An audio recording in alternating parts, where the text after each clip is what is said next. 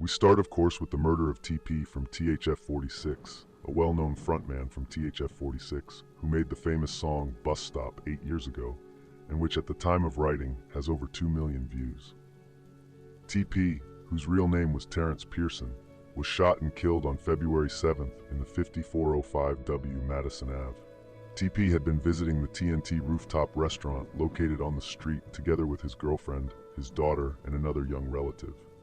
TP was visiting the restaurant because his daughter was interviewing its owner for a school project on black-owned businesses.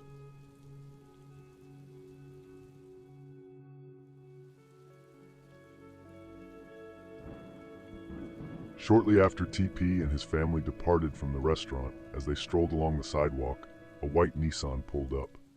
Two assailants emerged from the vehicle and commenced firing at TP right before his family's eyes.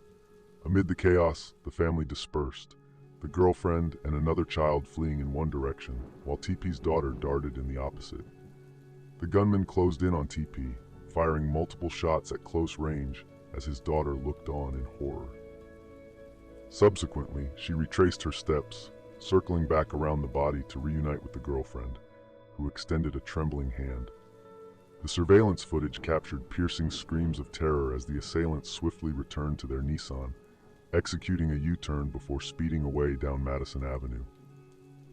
Pearson lay motionless on the pavement, his daughter's pink poster and scattered art supplies now entangled amidst the grim aftermath of bullet fragments and blood spatter.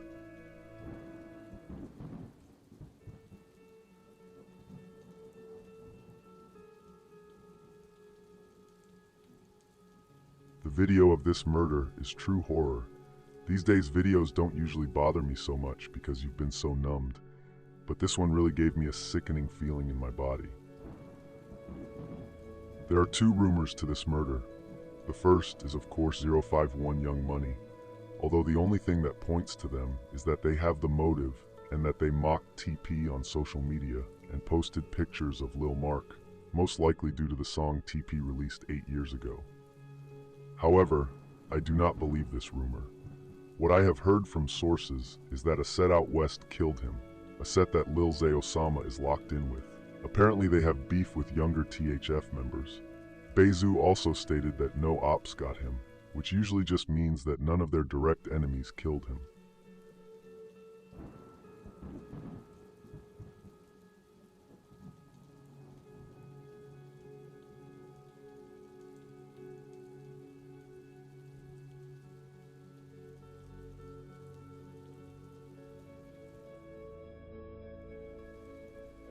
THF members went to social media and paid tribute to their fallen brother.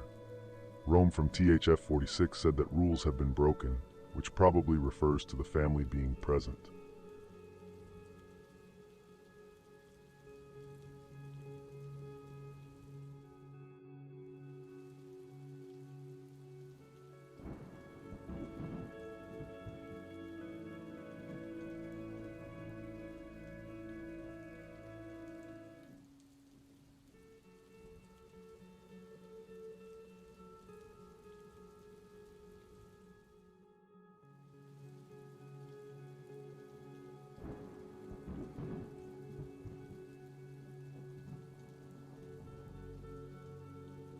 In other news, Rage from O-Block was sentenced to 71 years in prison for the murder of 11-year-old Takia Holmes, as well as the 3 attempted murders of 3 of her family members who were present.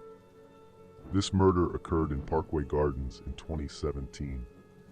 Many say that he is innocent and that Man snitched on him, which has been proven in police documents. However, it's hard to say if he really is innocent, and I definitely won't say that just because members say it.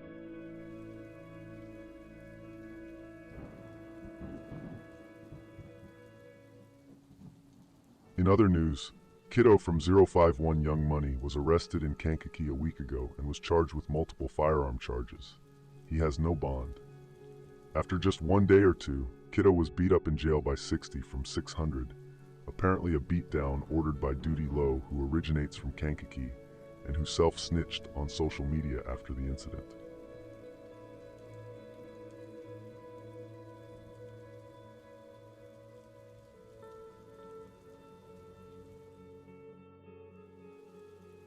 Another news this week is that Cleon from MOB has been released from jail.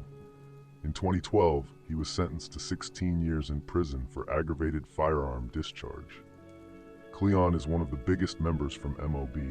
He has long been rumored to be involved in the murder of Baldy in July 2011. However, I don't think he did it.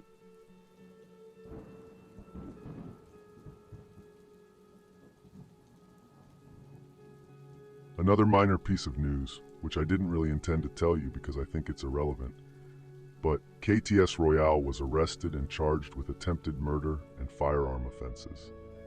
Royale was arrested 4 days ago after East Chicago officers were dispatched to the Regional Mental Health Center, who had called after receiving threatening phone calls.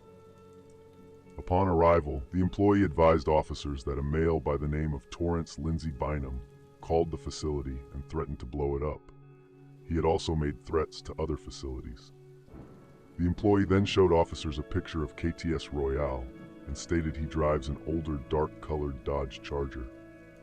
While officers were still on the scene gathering information, they observed KTS Royale enter the facility wearing a ski mask that partially covered his face. The officers approached Royale to detain him when he began to forcibly resist the officers. After a brief struggle, he was handcuffed and placed inside a police car. Royale then unbuckled his seatbelt, kicked out the rear passenger window, and climbed out the window while still handcuffed. He then tried to run back to his vehicle, but was quickly arrested again and was secured in a transport wagon and driven to the East Chicago Police Department jail.